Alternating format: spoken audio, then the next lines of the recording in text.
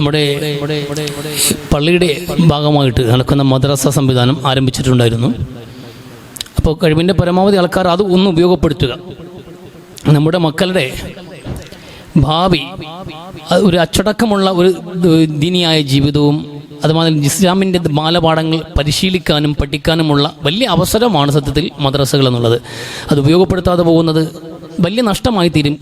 കതിരിൽ വളം വെക്കുക എന്നതുപോലെ വലിയ അബദ്ധമാവും. പിന്നീടുള്ള വീണ്ടും വിചാരം കൊണ്ട് പരിഹരിക്കാൻ കഴിയില്ല. അത് ഒന്ന് ഗൗരവത്തോടെ മനസ്സിലാക്കുക. രണ്ടാമത്, നമ്മൾ പുതിയൊരു ചുവടുവെപ്പിലേക്ക് ഈ മഹല്ല് സംവിധാനം ശ്രമിക്കുകയാണ്. ഈ വരുന്ന ജൂൺ മാസം 9 തിങ്കളാഴ്ച മുതൽ ഖുർആൻ മനഃപ്പാഠമാക്കുന്നവർക്ക് വേണ്ടി, അത് കുട്ടികളാണ് ഉദ്ദേശിക്കുന്നത്, 15 വയസ്സിൽ താഴെ പ്രായം വരുന്ന കുട്ടികൾക്ക് ഖുർആൻ മനഃപ്പാഠം ചെയ്യുന്നതിനുള്ള ഹിഫ്ള് ചെയ്യാനുള്ള ഒരു അവസരം കൂടി തുറന്നു വെക്കാൻ ശ്രമിക്കുന്നുണ്ട്.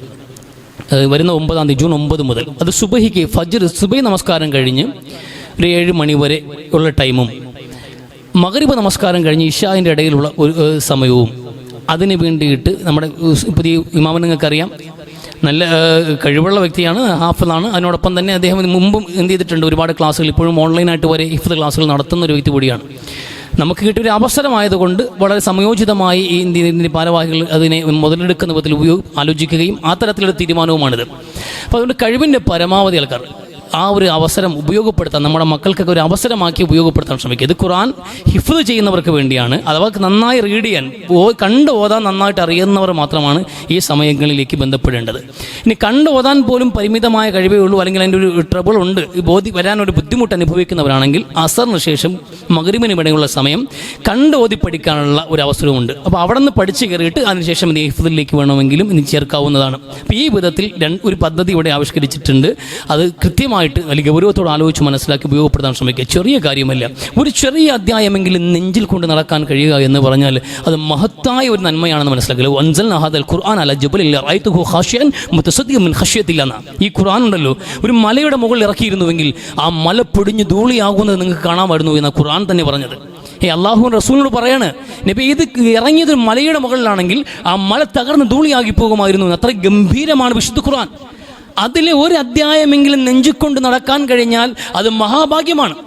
ആ ഖുർആൻ A to Z ആദ്യം മുതൽ അവസാനം വരെയും ഹൃദയത്തിൽ ചുമന്ന് നടക്കുന്ന ഒരു മകൾ എനിക്കുണ്ട് എന്ന് പറഞ്ഞാൽ നമുക്കേ കഴിയാതെ പോയി. ഇനിയും ശ്രമിക്കാവുന്നതാണ്, പക്ഷേ അത് വലിയ പ്രയാസമുള്ള കാര്യമാണ്.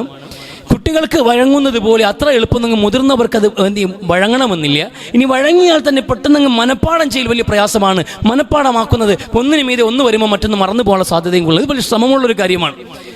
ഈ ഒരു ശ്രമത്തിൽ ഭാഗവാക്കാകാൻ കഴിഞ്ഞാൽ, ഒരു അധ്യായമെങ്കിലും മനഃപ്പാഠമാക്കാൻ കഴിഞ്ഞാൽ, ഒരു ജുസുവെങ്കിലും മനഃപ്പാഠമാക്കാൻ കഴിഞ്ഞാൽ, ഇന്നാ നഹ്നു നസ്സൽനാ ദിക്റ വ ഇന്നാ ലഹു ലഹാഫിദൂൻ എന്ന് ഈ ഖുർആൻ ഇറക്കിയത് ഞാനാണ്.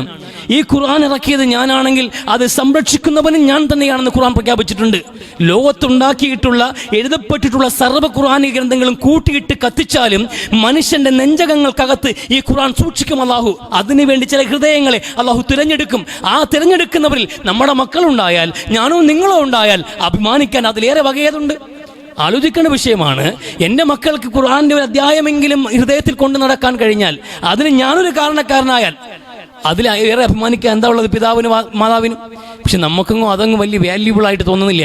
നമ്മളൊക്കെ മക്കളൊക്കെ വലിയ പഠിത്തക്കാരായി, വലിയ ജോലിക്കാരായി വിദേശങ്ങൾ കഴിയുന്നു എന്ന് നാട്ടുകാരോട് മൂച്ചു പറയുമ്പോഴാണ് നമുക്ക് സന്തോഷം വരിക. അമേരിക്കയിലാണ്, സെറ്റിൽഡ് ആണ് എന്ന് പറയുമ്പോൾ കിട്ടുന്ന സന്തോഷവും മക്കൾ ഹാഫിളാവുന്നതിൽ നമുക്ക് കിട്ടാറില്ല. അതെന്തുകൊണ്ടാണെന്നുള്ളത് നമ്മുടെ ഈമാൻ പരിശോധിക്കേണ്ട വിഷയമാണ്. അതുകൊണ്ട് ഗൗരവത്തോടെ ആലോചിക്കും മനുഷ്യരെ. അള്ളാഹുവിൻ്റെ കലാമാണ് ഇത്. നെഞ്ചിക്കൊണ്ട് കിടക്കുന്ന മനുഷ്യന് അള്ളാഹു കൊടുക്കുന്ന അംഗീകാരങ്ങൾ വലിയ ഗംഭീരമായ നേട്ടങ്ങൾ വാഗ്ദാനം ചെയ്യപ്പെട്ടിട്ടുണ്ട്. ഗൗരവത്തോടെ മനസ്സിലാക്കുക, ഈ അവസരം ഉപയോഗപ്പെടുത്താൻ ശ്രമിക്കുക. അള്ളാഹു ചിന്തിച്ച് പ്രവർത്തിക്കാൻ തൗഫീഖ് നൽകി അനുഗ്രഹിക്കട്ടെ.